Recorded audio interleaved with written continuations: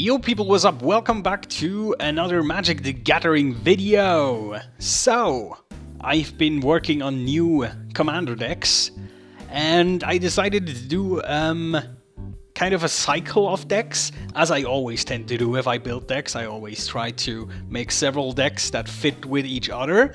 So the first cycle I did for commander was all the guild colors, as I've already presented to you. And now what I'm doing is monocolored decks, which there are going to be 5 of those, obviously. And as an addition to that, there are going to be tribal decks as well.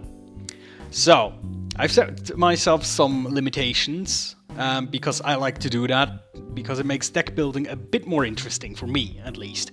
And my limitation was, basically everything in that deck has to be tribal. Only like a limited amount of like exceptions. So all creatures, for example, must be of that tribal type. For the only example being, for example, a clone that can become that thing, a shapeshifter, something like that. That might be an exemption, but everything else has to be right on point. All right. So the first tribal is blue, and it's Merfolk. I mean, with the new set Ixalan, there has been a lot of new Merfolks coming out, also green ones, which are kind of interesting, but this one is purely blue, and it focuses a lot on early damage, cheap creatures, a lot of them, evasion, and also counter spells. So let's take a look at our general first. Our general is from Ixalan, Kopala, the Warden of Waves. She's a very cheap general. She costs 3. She's a 2/2, so that's not too impressive, obviously. But she comes with a very handy ability. Spells your opponent cast that target a Merfolk you control cost 2 mana more to cast. And also abilities your opponent activates that target a Merfolk you control cost 2 more to activate. So that is all activated abilities. Even if they don't cost anything at the base cost, they will cost 2 if they do target your Merfolk. So that's pretty interesting, because it makes it a bit harder to interact with your Merfolk, especially on mass, especially in early game. So targeted removal is a lot more costly, and especially combat tricks and stuff. Most people tend to leave up exactly the amount of mana they need for a combat trick, and that screws everything up. So that is very interesting, especially for combat tricks and like instances that react to things you do. So yeah, that is our general, and now let's see the creatures we employ. So as you can see from the list, they're all Merfolk except the shapeshifter, which is a clone. So yeah, let's go through these. First one is a Collar of Gales, which is a Merfolk, a very cheap one, which can give other creatures flying until end of turn.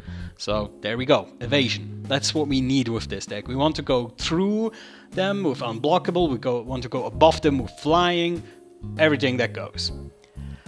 So this is the only not Merfolk creature, but of course it can become one. It's a shapeshifter, it's a clone, so I can clone obviously my own Merfolk, or I can get other interesting creatures.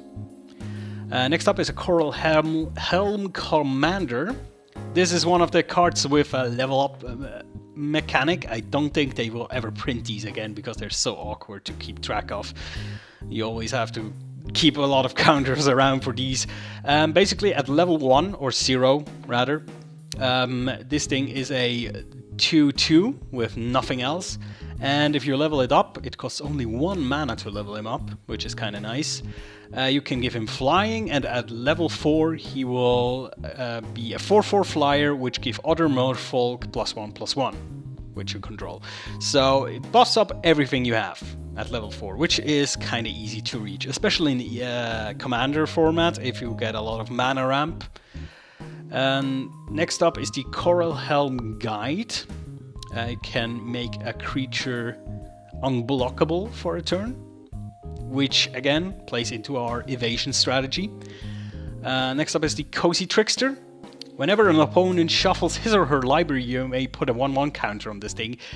Doesn't sound like much, might actually become quite huge, especially if you play this turn 1. If it happens.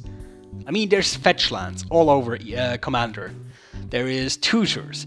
This thing will get pretty big quite quickly, especially if there's lots of players on the table. Here we have the Dakra Mystic, which is an interesting creature. It's a 1/1 Merfolk. And for 1 blue and tap, you can make each player reveal the top card of his or her library. And then you decide to either put these cards, all of them, into the respective graveyards, or you decide to let every player draw a card. So basically you look at all the cards and decide, am I making a good deal with this, letting them draw this card and me drawing that card, or do I throw them away? So for example, if you reveal a land and everybody else reveals an awesome creature, just dump them into the yard. So you can screw, especially people with specific tutors that put things on top, you can screw with that. You can screw with Scry. It's quite an interesting ability in my opinion. Next up is the Deep Thread Marrow.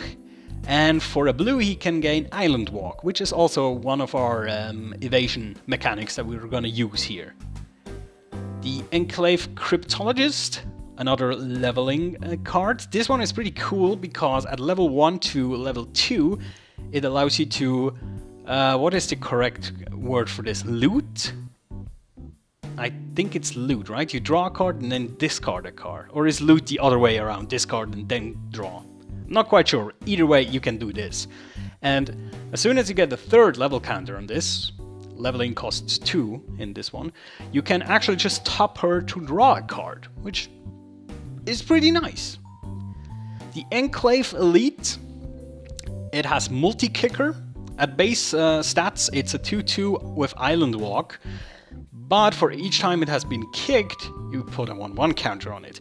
Late game, put this on the field as a 10/10 Merfolk. That can be quite scary.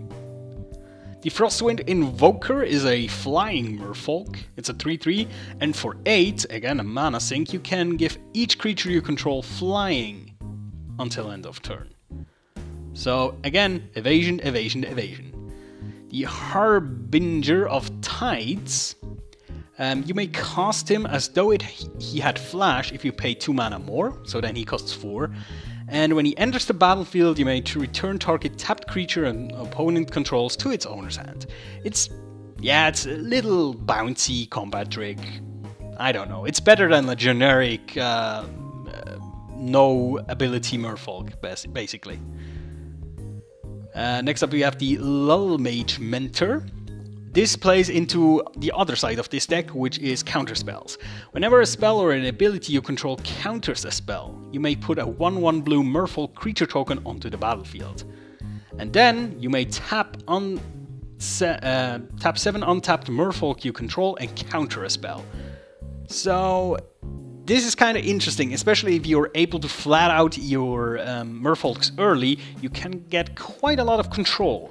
You have 1 counter spell up with your mana, or even 2 sometimes, and then you have, I don't know, 7 Merfolk on the battlefield, and for everything an opponent plays, you can decide, do I want to counter this? If yes, you get another Merfolk, and you get even more things. So this will force a board wipe quicker, I guess, if you start to grow your army, and then you can even threaten to counter a board wipe with this. So that's pretty nice.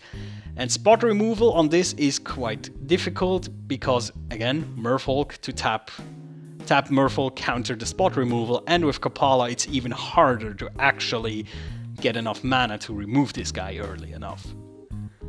Next up is the Master of the Pearl Trident. Pretty simple. Other Merfolk creatures you control gain +1/+1 and have Island Walk.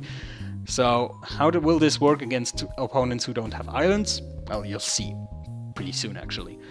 Next up is the Merfolk Looter, which is tap, draw a card, discard a card. It's just a way to get rid of excess lands in your hand. So yeah, that's actually called looting then.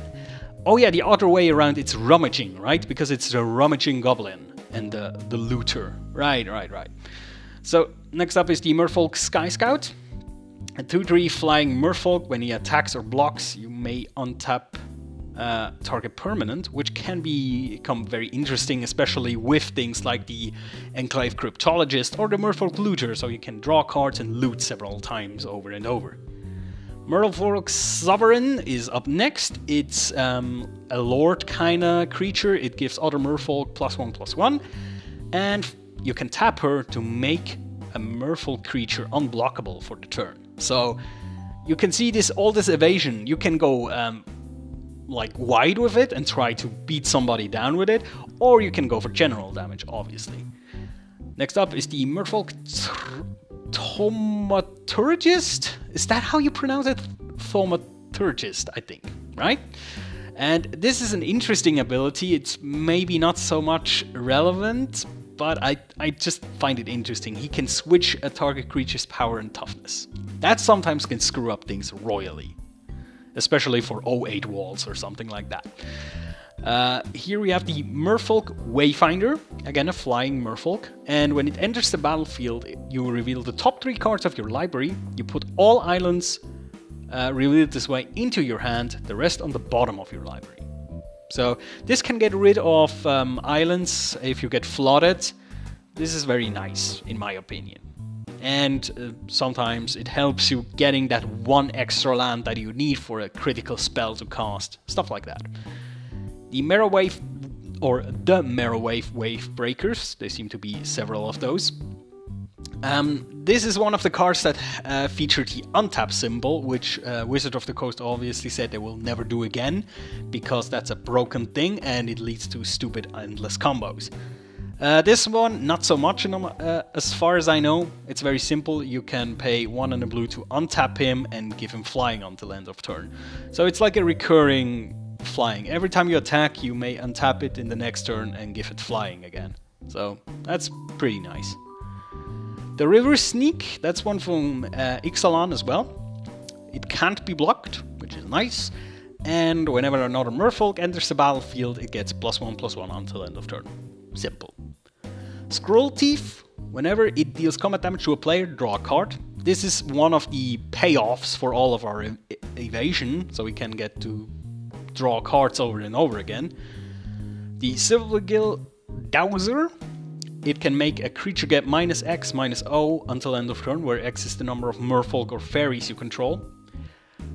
This is kind of like a, how do you say, an insurance against like big stompy creatures. You can keep them in check quite well if you have enough Merfolk out. Also, it can screw up combat quite nicely. Here we have the Simic Flux Mage. It has Evolve, so it will grow if you play things that are either stronger or tougher than it. And for 1 and a blue, you can start to move 1/1 counters from him to other creatures. So you can always evolve him a bit and then move counters around to relevant creatures, play new stuff, evolve him again, repeat for nice distribution of counters. The Stony Brook Angler. For 1 in a blue, you can tap him and you may tap or untap target creature. Very simple, quite flexible in what he can do. Next up, Stony Brook Banneret. It has Island Walk and it makes spells, and Merfolk and Wizard spells you play cost 1 less mana. So why does it say Merfolk spells and Wizard spells? Because in that edition, it's quite an old one, I even forgot what it was called. There was tribal spells, and there's I think 1 or 2 in this deck as well, so we'll see.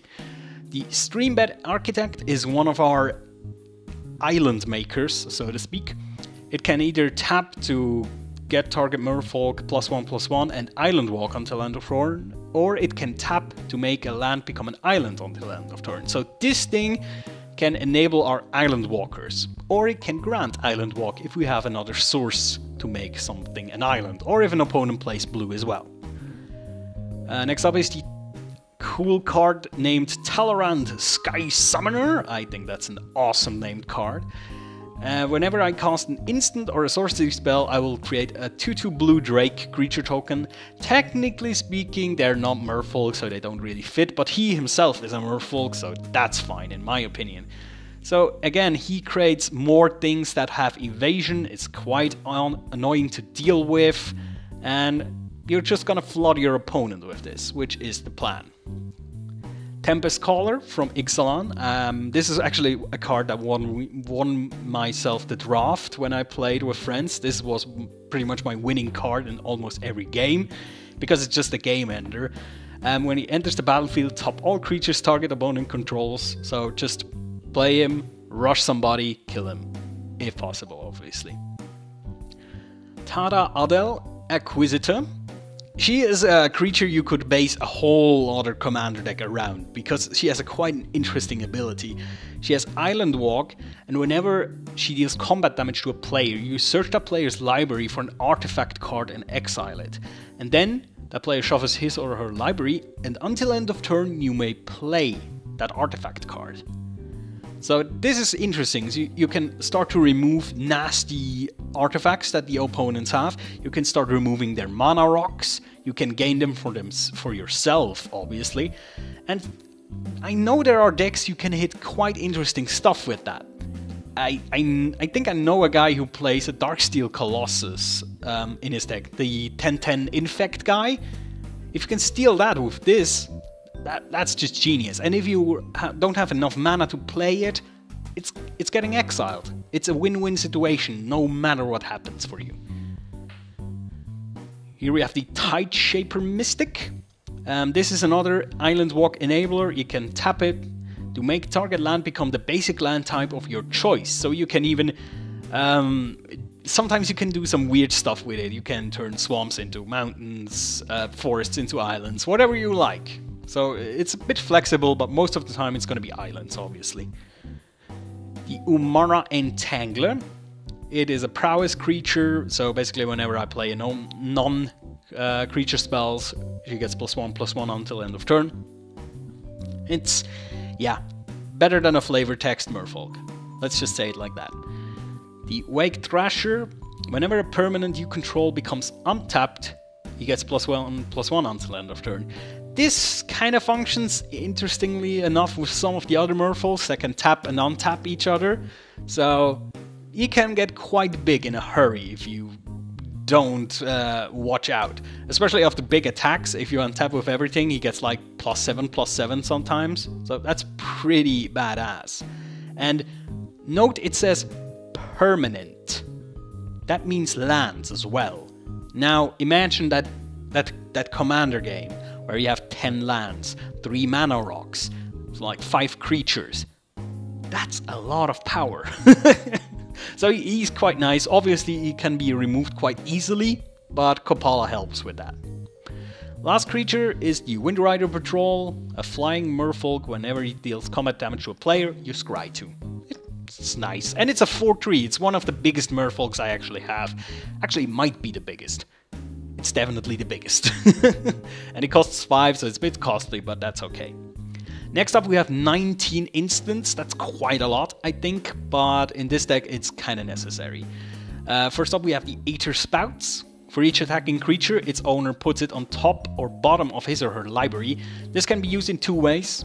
Either if somebody attacks you, send everything back to his hand, or rather the top or bottom of his library, which is even more effective. Or in a like crazy scenario where, I don't know, a removal would completely ruin you and you need your stuff, or if it destroys your creature and deals your damage accordingly, then you can do it on yourself, but probably more on the enemies.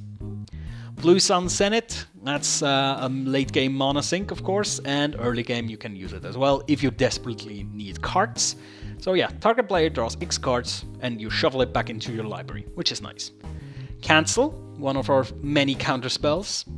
Confirm Suspicion, which is a counterspell from the Innistrad block, and it gives you 3 clue tokens, which you can sacrifice for cards, basically.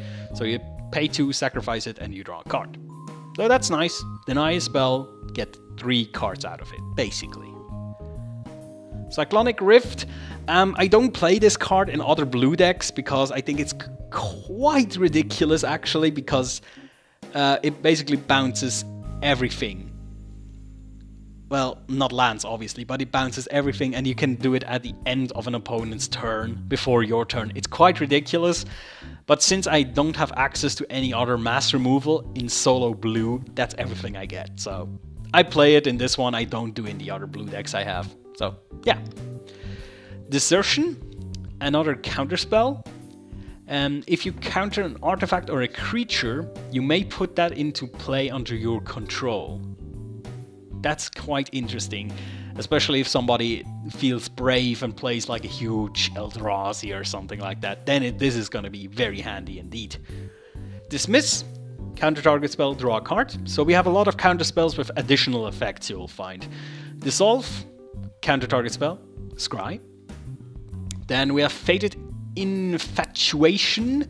You put a token onto the battlefield that's a copy of target creature you control. So it's only your creatures, but in my opinion that's quite interesting, especially if you have some pretty badass things like the Lull Mage Mentor, put that a second time onto the battlefield, because then every time you counter a thing you get 2 Merfolks, etc, etc. And also, if you do it in your turn, you also scry 2, which is like a little advantage on top. Keep Watch is a super cool spell. You draw a card for each attacking creature. You can do that in your turn, attack with 10 creatures, draw 10 cards.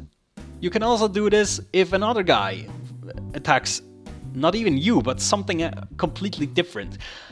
I play in a playgroup with somebody that plays a goblin deck, and he tends to have a lot of creatures, obviously. Just imagine the situation, that player, goblin player, attacks some random guy with 10 1/1 goblins, and I play this and I just draw 10 cards without doing anything, basically. It's pretty sweet. Last Word, it's pretty cool counterspell. It's exactly what it says, it's the last word, it's a counterspell that cannot be countered, it's a done deal. Overwhelming Denial is basically the same, it costs the same as Last Word, but it comes with the ability Search, which means if you cast another spell before this, you can play it for 2 mana instead, which is kinda nice. Sometimes this will happen, sometimes not, but it's another counterspell that cannot be countered in return. Next up we have Overwhelming Intellect. It's a quite expensive counterspell, but you get to draw cards equal to the spell's converted mana cost that you countered, so that's quite nice. The Paradoxical Outcome. You may return any number of target non-land, non-token permanents you control to their owner's hands. Draw a card for each card returned to you this way. So what you can do with this is you can prevent a board removal, you can prevent a board wipe, and get cards on top of that even.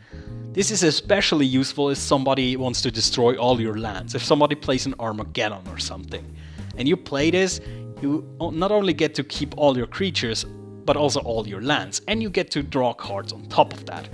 Obviously, you would want to have something like a Reliquary Tower in your deck if you want to do that, but yeah, that's basically an anti-board wipe card.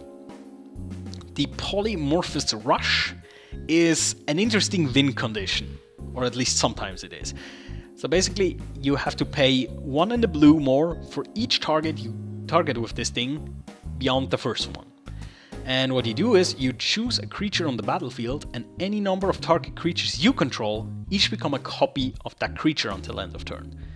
So if somebody has a big baddie out that is not legendary, you can start to turn your things into that. So like I attack you with 5 Terastodons or something like that.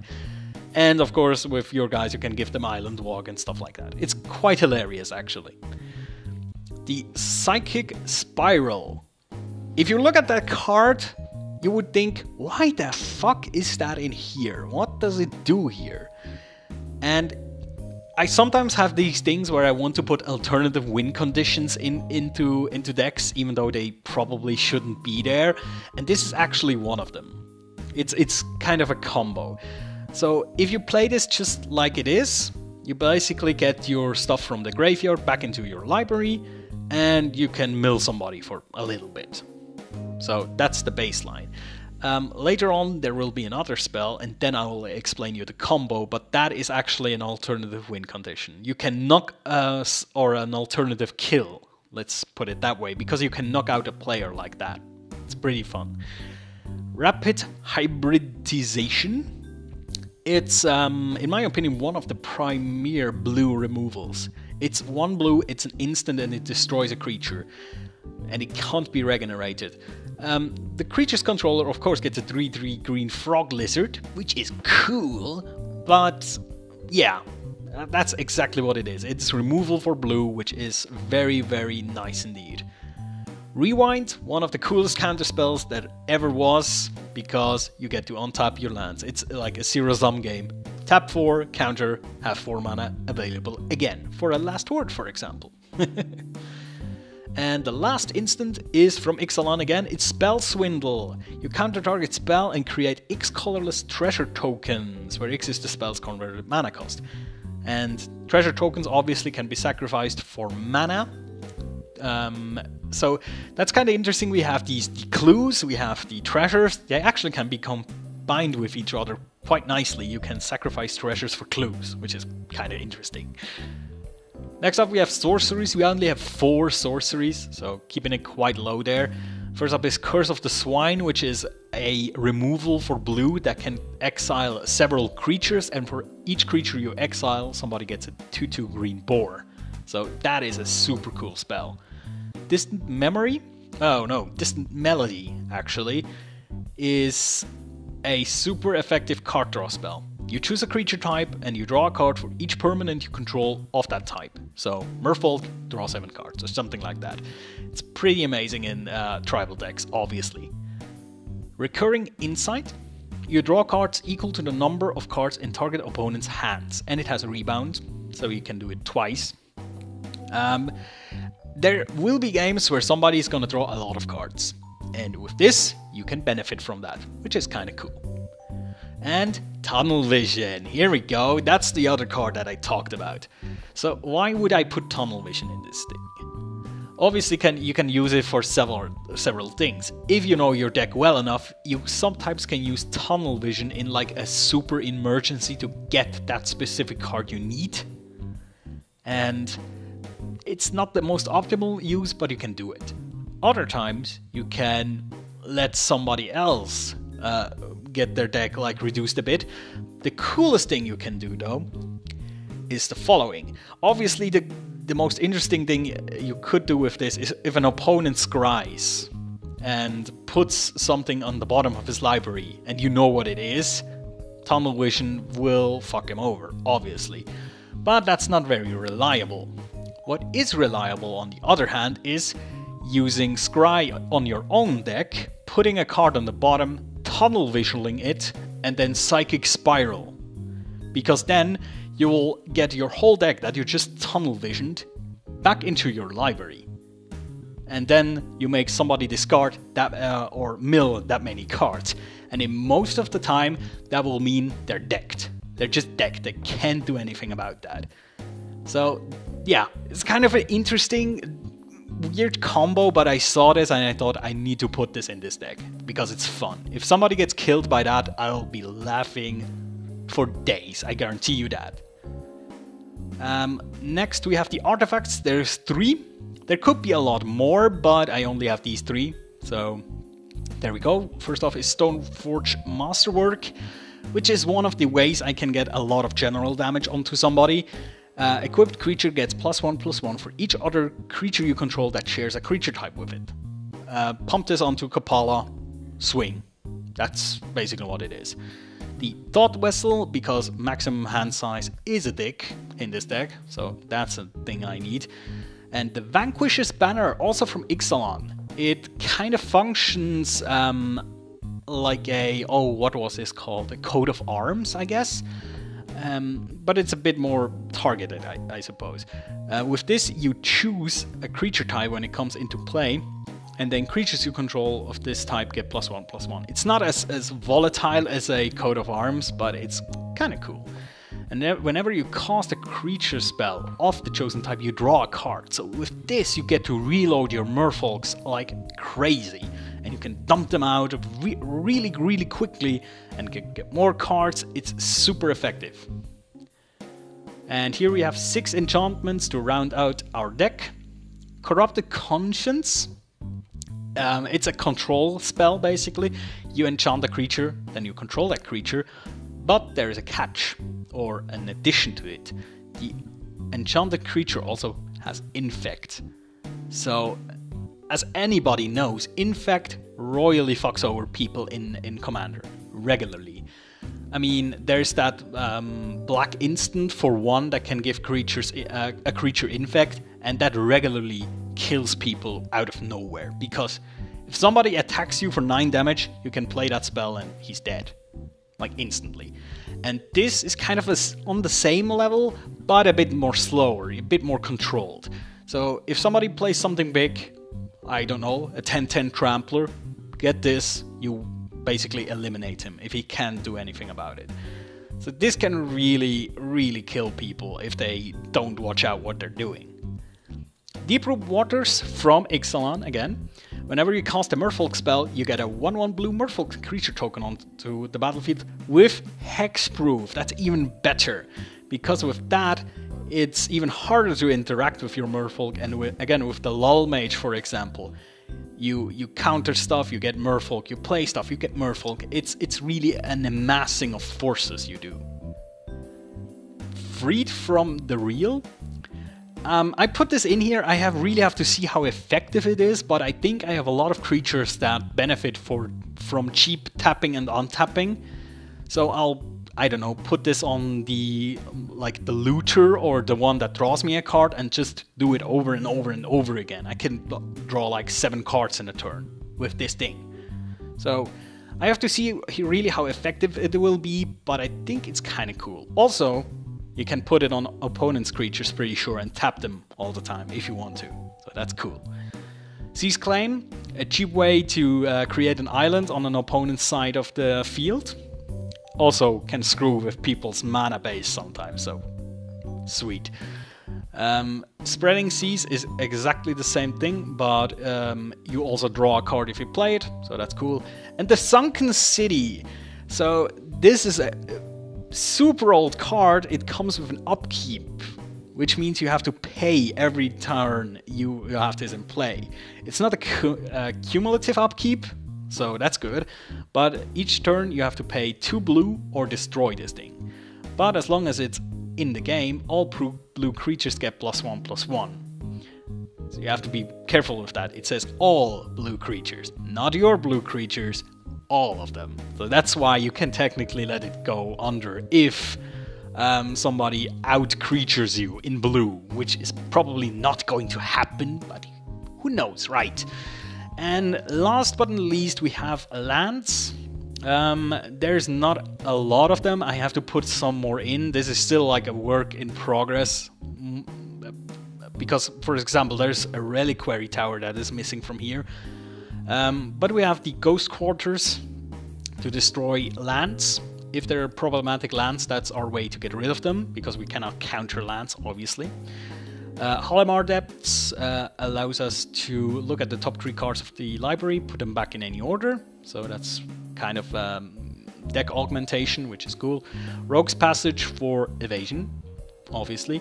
Skyline Cascade, when it enters the battlefield, a creature an opponent controls doesn't untap during that control's next untap step. So it doesn't tap it, it just doesn't make it untap. So you have to play this at the right time to be effective. So it's just a little tiny thing. The Soaring Sea Cliff makes something flying until end of turn. Again, evasion. Tectonic Edge is another destroy target non-basic land kind of thing, which is cool. And the Temple of the False God for, I don't know, more mana, because everybody needs more mana, right? Yeah. So, this is the deck. I think it's kind of interesting. It might seem kind of underwhelming, I guess, because most of the things we have are small and tiny and puny, but there's a lot of it. And if we get a critical mass out there, it's gonna be very hard to get rid of those with the counter spells, with the hexproof, with the additional cost to targeted spells and abilities. And if you get a bit of power on your general, you can actually go in and make it unblockable, make it island walk, make it flying, and just hit people over and over and over again.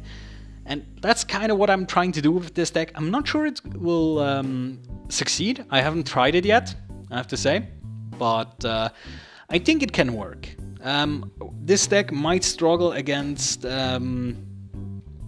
actually against smart players, I would say. If somebody waits to exactly the right time to play his mass removal when you don't have anything open anymore, yeah, then it's gonna suck. Somebody who will remove your Merfolk as you play them, also that is gonna destroy this deck, I think. And just generally decks that can outpace you, that are faster. So for example, in our pool, that one Goblin deck that I was talking about, not sure if I can actually outspeed the Goblin deck. Really not sure. And the Goblin deck is obviously a lot more aggressive than the Merfolk deck. Merfolk deck is a lot more control and evasion. And obviously Goblins are faster and more beatdown. So I have to see if that works. But I think it's an interesting deck, and also I really like that I could incorporate one of the new Ixalan cards as a general. So that's a neat little bonus on top. So yeah, thank you guys for watching. This has been another Commander video, and I hope to see you on the next one, which is gonna be white. What do you think is gonna be the tribal for white? Tell me in the comments. I'll see you next time. Take care.